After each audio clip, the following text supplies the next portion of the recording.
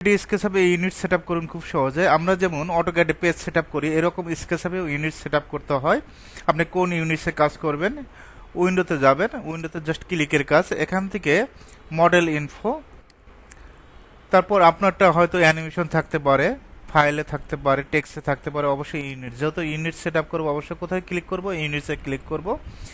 এখন ফরম্যাট, এখানে কি দেওয়া আছে, মেজারমেন্ট ইউনিটস, আমরা ফরম্যাটে যাব। ফরম্যাট থেকে ডিসিমাল, ডিসিমালে কি আছে, এখান থেকে আপনি চাইলে ফিটে কাজ করতে পারবেন, মিলিমিটারে কাজ করবেন, কাজ করতে পারবেন, সেন্টিমিটারে কাজ করতে চাইলে সেন্টিমিটার, মিটারে কাজ করতে চাইলে মিটারে করতে পারবেন।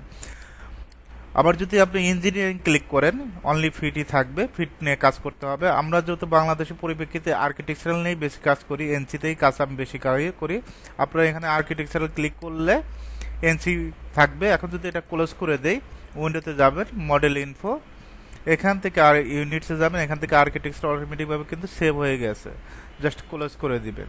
এখন আপনি যদি কাজ করেন, এটা এনসিতে কাজ করতে পারবেন খুব সহজে। এভাবে খুব সহজেই 3D স্কেচআপে ইউনিটসগুলো সেট আপ করতে পারবেন।